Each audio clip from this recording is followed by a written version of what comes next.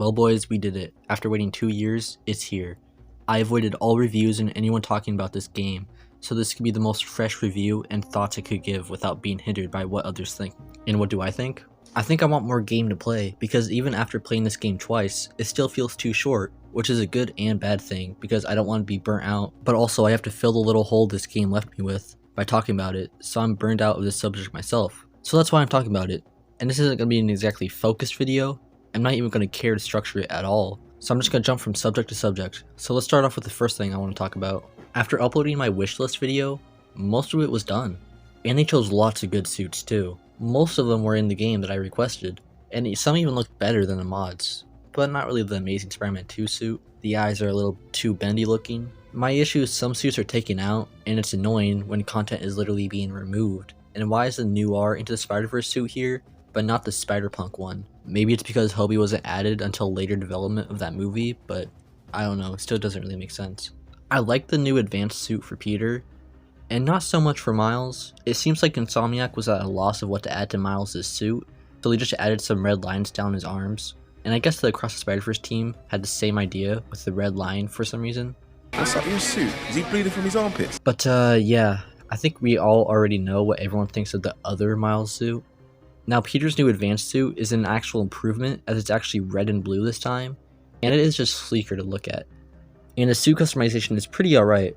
I only think there's a few good ones, and the other ones I just like to wear because it looks so horrendous. What's also horrendous is some of the overly sincere dialogue that gets a little cringe at times, but still, it's really good. It treats each moment as how it should be, even if it is a little oversold at times.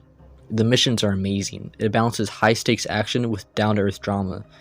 If you compare this to the slow burn of the first game, it's not even comparable. You have one Uncharted-esque chase at least once every mission. It's so fun. The pacing is top tier.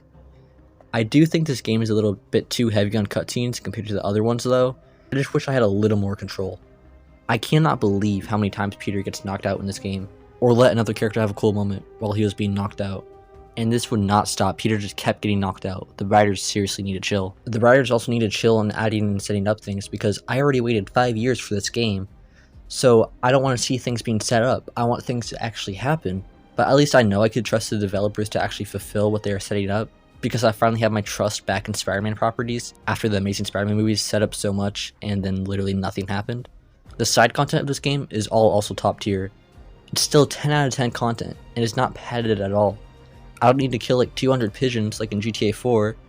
I get to collect like 60 spider bots instead, but they're all unique to look at, and they aren't even that hard to find. And that's like the only collectible that's a little bit tedious. And it was not even that tedious at all. And the side missions are actually fun and on par with the main story missions, which is exactly what I asked for. I don't like that the side missions, like the Wraith one, for instance, if you play it halfway through the story, Yuri is not going to reference Peter's new suit, and he's still going to act like his old self, which literally, I just played a mission where I almost killed MJ. Why didn't they just change the dialogue a little? The gameplay is fantastic though. I love the web swinging. That literally takes work to get speed and not touch the ground. It's flashy but still challenging. It's exactly what I wanted. But I also love the additions of the boss fight that are actually challenging, even though they all really just play the same. I do think it was a missed opportunity in the Peter boss fight for your own moves to be used against you, but other than that, it's not bad stuff. It is kind of odd that the Devil Breath Memorial in Times Square is only present in the first game DLC and Spider-Man 2, but does not exist in Miles Morales. Am I the only one that noticed that? And another thing map-wise is I wish more missions took place in Brooklyn and Queens, but maybe there's time for that in DLC or something. And yeah, that's really all I had to talk about for this game. It was just another expected entry in this franchise, which is all amazing, but I am pretty sure that they'll be amazing in succession to each other when it's all complete, because I still have to wait years at a time for these things to come out. I just wanted a more whole experience, but I did appreciate this, and I know I could rely on Insomniac to deliver a new top tier entry every 3 years or so.